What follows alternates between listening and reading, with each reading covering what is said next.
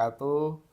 Salam sejahtera bagi kita semua. Shalom, Om Swastiastu, Namo Buddhaya, salam kebajikan. Semangat pagi. Selamat datang Bapak Ibu pada kuliah Hukum Perusahaan. Perkenalkan, saya Ben, saat ini bekerja di Badan Kepegawaian Negara atau BKN dan juga saat ini dipercayakan untuk menjadi Tuton UT. Rekan-rekan sekalian, yang menjadi dasar mengapa Undang-Undang 6 tahun 2023 ini penting, ya kita mengetahui bahwasanya masyarakat Indonesia yang sejahtera, adil, dan makmur sesuai dengan Pancasila maupun Undang-Undang Dasar, pemerintah memandang perlu untuk membuat supaya warga negara itu bisa mendapatkan pekerjaan yang layak, di mana pekerjaan yang layak inilah untuk bisa meningkatkan kemanusiaan dan juga memanusiakan masyarakat-masyarakatnya melalui cipta kerja. Nah, kemudian yang kedua adalah bahwasanya cipta kerja ini, aturan ini diharapkan supaya bisa mampu menyerap tenaga kerja Indonesia yang seluas-luasnya. Di mana kita mengetahui rekan-rekan sekalian bahwasanya dunia usaha itu semakin kompetitif. Banyaknya tuntutan globalisasi ekonomi dan juga kita mengetahui akhir-akhir ini di mana-mana itu perang, harga-harga naik, ekonomi krisis, ekonomi global juga terganggu sehingga menyebabkan ekonomi nasional juga terganggu. Nah, yang ketiga Bapak Ibu, untuk menciptakan lapangan pekerjaan tersebut ataupun cipta kerja tersebut diperlukan adanya suatu aspek pengaturan ataupun penyelesaian di mana supaya pengaturan tersebut bisa lebih dimudahkan. Dengan adanya kemudahan, perlindungan, serta pemberdayaan koperasi UMKM yang ada saat ini di masyarakat kita, di situ juga bisa dikembangkan dengan adanya peningkatan ekosistem investasi. Nah, kita juga berupaya untuk bisa melakukan percepatan proyek strategis nasional, termasuk peningkatan perlindungan dan kesejahteraan pekerja. Pemerintah sudah memberikan upaya-upaya terbaik rekan-rekan untuk bisa memberikan perlindungan kesejahteraan dan juga bisa melakukan adanya kegiatan-kegiatan yang supaya bisa melakukan percepatan terhadap ekosistem investasi yang ada di Indonesia. Yang keempat, disebutkan bahwasanya adapun aturan ini supaya bisa memberikan kemudahan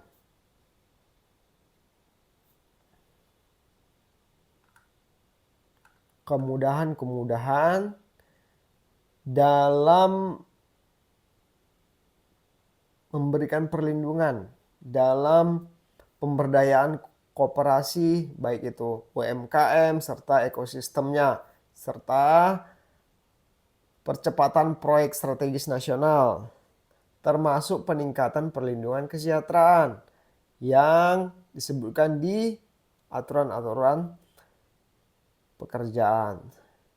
Nah, kita juga mengetahui bahwasanya saat ini belum dapat memenuhi kebutuhan hukum untuk percepatan cipta kerja sehingga dilakukanlah perubahan-perubahan bahwa upaya perubahan pengaturan yang berkaitan dengan kemudahan, perlindungan, pemberdayaan UMKM, dan peningkatan ekosistem, investasi, serta percepatan proyek strategis nasional tersebut dilakukan melalui perubahan undang-undang yang tadinya belum mendukung terwujudnya sinkronisasi supaya bisa menjadi terwujudnya sinkronisasi. Nah, untuk menjamin percepatan tersebut, dilakukanlah terobosan-terobosan dan juga kepastian hukum untuk bisa menyelesaikan permasalahan-permasalahan dibentuklah suatu aturan ke dalam beberapa undang-undang yang menjadi satu dengan metode omnibus. Nah,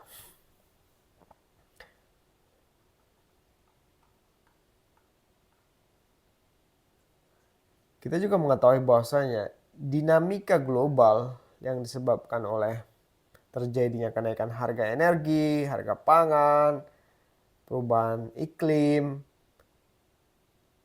yang menyebabkan terganggunya rantai pasokan ataupun supply chain, di mana pertumbuhan ekonomi dunia ataupun global baik nasional maupun skala nasional melambat.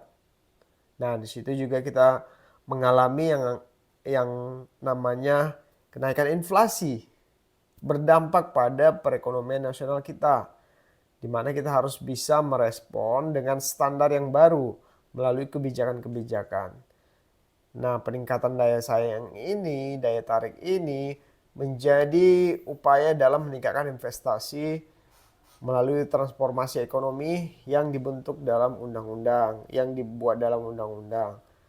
Nah, karena adanya kegentingan yang memaksa ini sehingga dibentuklah aturan Undang-Undang Nomor 6 tahun 2023. Nah, jadi demikianlah rekan-rekan, supaya kita bisa mengetahui hal-hal apa yang perlu kita pahami yang menjadi dasar pembentukan aturan ini. Dalam aturan yang terbaru, Bapak Ibu, rekan-rekan sekalian, disebutkan bahwasanya pelaku usaha itu bentuknya ada dua, baik itu perseorangan, baik itu badan hukum, di mana perseorangan maupun badan hukum ini melakukan usaha dan atau kegiatannya di bidang tertentu. Nah, jadi badan usaha inilah yang dia bisa dalam bentuk berbadan hukum maupun tidak berbentuk badan hukum, di mana didirikan di wilayah NKRI guna melakukan usaha di bidang tertentu. Nah, jadi di situ disebutkan bahwasanya baik itu badan hukum maupun tidak berbadan hukum di wilayah NKRI dan juga melakukan kegiatan pada bidang tertentu. Nah, sekilas kita mencoba untuk menjelaskan kembali apa itu perseorangan terbatas berdasarkan aturan Undang-Undang PT. Nah, di situ disebutkan bahwasanya perseorangan terbatas merupakan badan hukum yang merupakan persekutuan modal. Nah, jadi adanya kumpulan dari modal si A dan modal si B dan modal si C. Nah, inilah yang disatukan yang kemudian disebut dengan persekutuan modal. Nah, perseorangan ini, rekan-rekan sekalian, didirikan berdasarkan perjanjian. Nah, jadi harus ada perjanjian dalam melakukan kegiatan usaha dengan modal dasar yang dibagi dalam bentuk saham sesuai dengan aturan, ataupun perjanjian inilah yang menjadi undang-undang bagi para pemilik saham dalam menjalankan usahanya. Nah, jadi rekan-rekan kita sudah mengetahui arti dari perseorangan. Nah, salah yang menjadi struktur ataupun komponen dari perusahaan itu ada organ perseorangan. Nah, organ perseorangan ini, rekan-rekan, merupakan rapat umum pemegang saham, direksi, dan juga dewan komisaris. Nah, organ perseorangan ini atau istilahnya kita sebutkan struktur organisasinya RUPS, direksi, dan juga komisaris. Nah, jadi struktur organisasi inilah yang menjadi dasar dibentuknya juga perseorangan tersebut. Nah, di situ disebutkan bahwasanya juga akan ada yang namanya tanggung jawab sosial dan lingkungan yang merupakan komitmen dari perseorangan untuk berperan dalam pembangunan ekonomi yang berkelanjutan. Nah, di mana kita mengetahui bahwasanya ekonomi yang berkelanjutan ini guna meningkatkan kualitas kehidupan dan lingkungan yang bermanfaat bagi perusahaan itu sendiri, lingkungan di sekitarnya, maupun masyarakat pada umumnya. Nah, jadi rapat umum pemegang saham ini ataupun ROPS juga disinilah ditemukan adanya keputusan-keputusan ataupun dibuatnya keputusan-keputusan. RUPS inilah yang menjadi organ perseorangan yang mempunyai wewenang yang tidak diberikan kepada direksi maupun komisaris. Nah, jadi wewenang-wewenang yang ada di RUPS inilah yang menjadi dibentuknya suatu keputusan yang nanti yang akan dilakukan oleh direksi maupun komisaris. Nah, apa itu direksi? Direksi merupakan salah satu organ dari perseroan yang berwenang dan bertanggung jawab penuh terhadap pengurusan perseroan untuk kepentingan perseroan sesuai dengan maksud dan tujuan dan dari perseroan tersebut.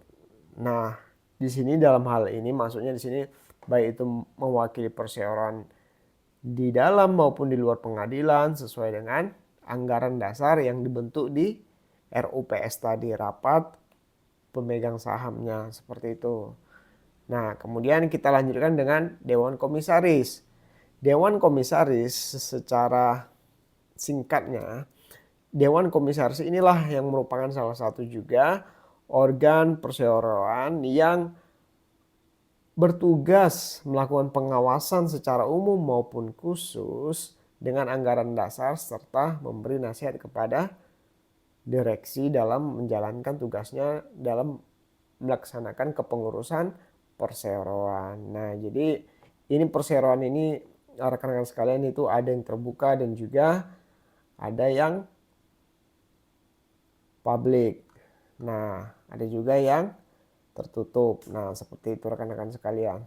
Nah, jadi kita sudah mengetahui bahwasanya apa-apa saja yang menjadi batasannya. Berikutnya berkaitan mengenai unsur-unsur perusahaan. Dalam organ perseroan tadi sudah kita pelajari, dan untuk unsur-unsur perusahaan di sini maksudnya adalah yang pertama bentuk usaha tertentu, di mana usaha ini ataupun perusahaan ini memiliki identitas yang terstruktur. Nah, jadi ada struktur juga, baik itu berbadan hukum maupun bukan berbadan hukum. Nah, jikalau berbadan hukum maka dia PT dan juga koperasi, dan jika dia bukan berbadan hukum itu berarti CV, firma, dan juga usaha dagang. Nah, usaha dagang ini contohnya seperti toko-toko seperti itu.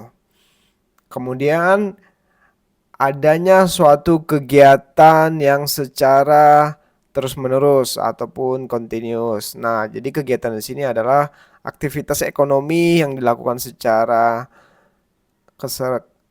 keseharian ataupun secara reguler, berkesinambungan, dan juga tidak insidental. Nah, jadi rekan-rekan sekalian, kegiatannya di sini adalah kegiatan untuk mencari profit, di mana nanti kegiatan ini dilakukan secara terus-menerus. Nah, dalam hal mencari keuntungan ataupun laba, tujuan utama didirikannya sebuah entitas adalah memang untuk mencari profit ya rekan-rekan. Nah, jadi usaha dibentuk dari para pemilik usahanya ataupun pemegang sahamnya yang ditujukan untuk mendapatkan laba ataupun keuntungan.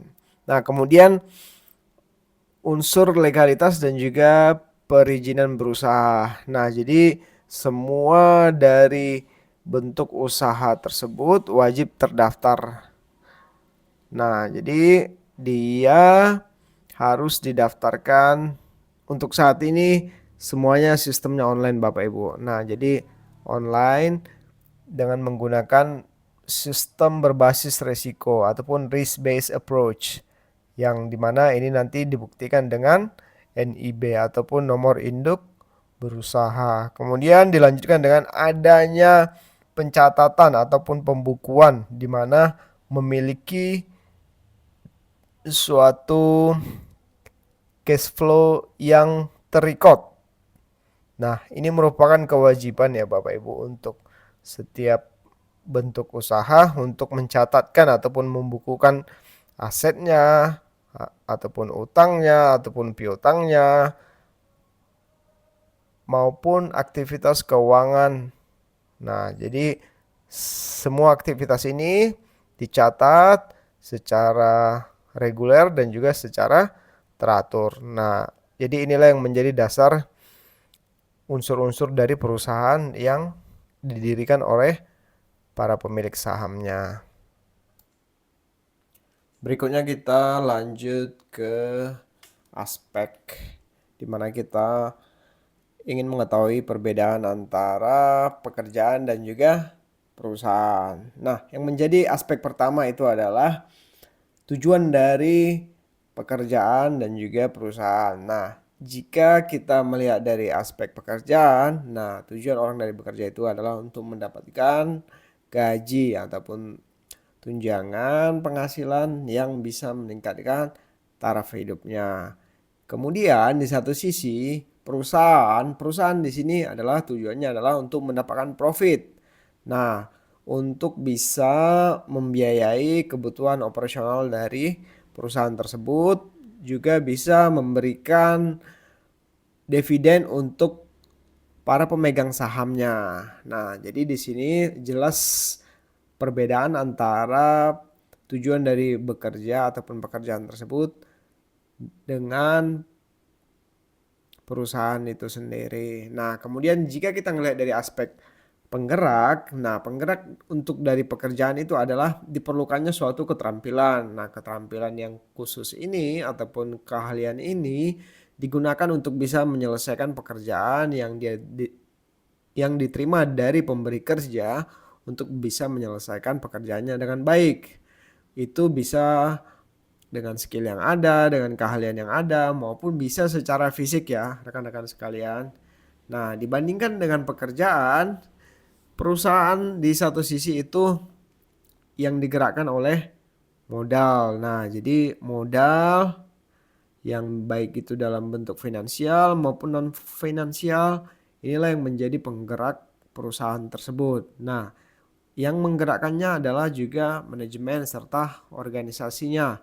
Nah, jadi modal, aset, manajemen, dan organisasi inilah yang menjadi penggerak dari perusahaan itu sendiri. Nah, jadi terdiri dari kumpulan beberapa orang, sedangkan pekerjaan ini hanya ditangani oleh satu orang saja. Kemudian yang ketiga, aspek yang ketiga adalah keterikatan. Nah, keterikatan di sini yang menjadi pembedanya antara pekerjaan dengan perusahaan itu yang pertama adalah pekerjaan itu adanya suatu perintah rekan-rekan dari pemberi kerja. Nah, jadi pemberi kerja di sini memberikan pekerjaan kepada individu ataupun seseorang untuk bisa diselesaikan dengan baik dengan gaji ataupun penghasilan yang akan diterimanya dalam waktu tertentu. Sedangkan perusahaan itu dia independen ya Bapak Ibu, rekan-rekan sekalian. Independen di mana dia di sini memberikan perintah kepada penerima pekerjaan ataupun orang-orang yang bekerja dengan dia. Nah, jadi di perusahaan ini yang menjadi titik tumpuannya adalah perusahaan itu bergerak dengan sendirinya ataupun berupaya untuk bisa membentuk suatu ide yang bisa menghasilkan profit ataupun laba dari perusahaan tersebut. Nah, kemudian jika kita melihat dari risiko yang ada, yang terakhir, untuk pekerjaan itu sendiri, risiko secara finansial tidak ada ya rekan-rekan sekalian. Namun untuk risiko dari penerima kerja bisa saja risiko kesehatan. Sedangkan di satu sisi untuk risiko yang akan dialami oleh perusahaan itu bisa risiko hukum maupun risiko finansial. Nah, perusahaan itu bisa mengalami kebangkrutan dan juga bisa mengalami tuntutan ataupun kepailitan. Iya. Berikutnya kita membahas mengenai sumber-sumber hukum perusahaan. Nah, yang menjadi landasan hukum utama ataupun hierarki peraturan dari sistem hukum perusahaan di Indonesia bersumber dari beberapa pilar utama. Yang pertama itu apa rekan-rekan sekalian? Yang pertama adalah Undang-Undang Nomor 40 Tahun 2027. Nah, di situ disebutkan bahwasanya mengenai perseroan terbatas. Undang-undang PT ataupun yang lazim kita sering ketahui. Undang-undang ini merupakan regulasi induk yang mengatur segala aspek PT mulai dari pendiriannya, permodalannya, hingga pembubarannya. Kemudian diikuti dengan Undang-Undang Nomor 6 Tahun 2023. Nah, ini undang-undang yang terkait penetapan Perpu Cipta Kerja menjadi undang-undang. Nah, dalam aturan ini mengubah beberapa pasal dalam Undang-Undang PT, khususnya mengenai kriteria UMKM dan juga legalitas PT perorangan. Berikutnya, kita memiliki BW KUH Perdata. Nah, dalam buku ketiga, di situ disebutkan hal yang menjadi dasar ataupun aturan dalam hal hukum perikatan dan juga perjanjian, khususnya pada pasal 1320 BW, di mana aturan tersebutlah aturan yang melandasi dalam penyusunan anggaran dasar perusahaan. Kemudian diikuti dengan Peraturan Pemerintah Nomor 8 Tahun 2023. Nah, dalam aturan ini diatur secara spesifik mengenai modal pendirian serta pendaftaran pendirian, perubahan, dan pembubaran perseroan yang memenuhi kriteria UMKM. Kemudian, jika berbicara mengenai struktur organisasi perseroan, berdasarkan prinsip trias corpora, di mana PT wajib memiliki 3 organ utama dengan fungsi yang terpisah. Yang pertama itu apa Bapak Ibu? Yang pertama adalah Rapat Umum Pemegang Saham ataupun RUPS. Nah, dalam rapat inilah pemegang kekuasaan tertinggi yang menjadi dasar dalam pengambilan keputusan yang strategis, di mana jika ada suatu perubahan anggaran dasar, persetujuan laporan tahunan, merger, akuisisi, disinilah ditentukan. Nah, kemudian yang menjadi organ perusahaan yang berikutnya adalah direksi. Direksi adalah orang yang bertanggung jawab secara penuh atas pengurusan perseroan, di mana kepentingan perseroan ini dapat diwakili dalam maupun di luar pengadilan. Nah, jadi direksi inilah yang menjadi dasar ataupun yang menjadi orang dalam kegiatan keseharian perseroan tersebut. Nah, kemudian diikuti dengan Dewan Komisaris. Dewan Komisaris merupakan adalah organ yang bertugas untuk melakukan pengawasan secara umum ataupun khusus sesuai dengan anggaran dasar yang telah ditetapkan sebelumnya dan juga dapat memberikan nasihat kepada direksi.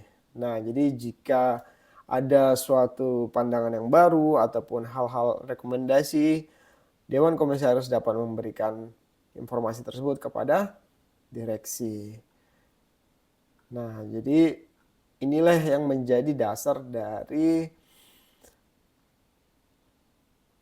ketentuan aturan-aturan dari hukum perusahaan tersebut. Nah, kita juga mengetahui bahwasanya ada yang namanya prinsip doktrin hukum dalam perusahaan, di mana dalam menjalankan kerangka tersebut terdapat beberapa doktrin yang menjadi rujukan hukum. Yang pertama itu separate legal entity. Nah, di sini maksudnya adalah perseroan merupakan subjek yang mandiri, yang terpisah harta pribadinya dengan pemiliknya. Nah, jadi jika suatu ketika misalnya perseroan ini bangkrut, maka yang bertanggung jawab adalah pemilik sahamnya sesuai dengan saham yang dimilikinya. Seperti itu rekan-rekan. Jadi tidak bertanggung jawab secara pribadi. Kemudian diikuti oleh prinsip hukum piercing the corporate veil. Artinya doktrin ini di mana tanggung jawab terbatas. Nah, yang telah saya sebutkan berikutnya, tanggung jawab yang terbatas pada pemegang saham. Nah, jadi pengurusnya ini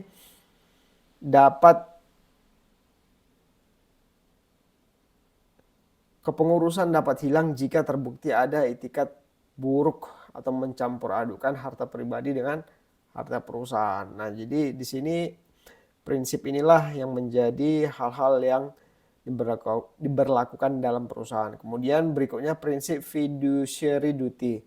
Nah, jadi prinsip hukum ini di mana adanya suatu kewajiban direksi untuk bertindak dengan itikat baik dan penuh tanggung jawab demi kepentingan terbaik di perusahaan tersebut. Nah, jadi para direksi memiliki tanggung jawab dan juga harus memiliki itikat baik dalam menjalankan perusahaannya.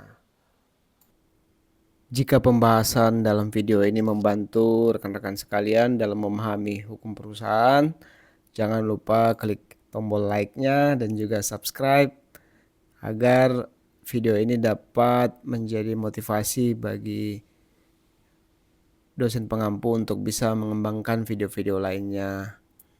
Jika ada pertanyaan, Bapak Ibu, rekan-rekan, silakan tulis di kolom komentar agar kita bisa bantu menjawab pertanyaan dan memberikan hal-hal yang rekan-rekan perlukan.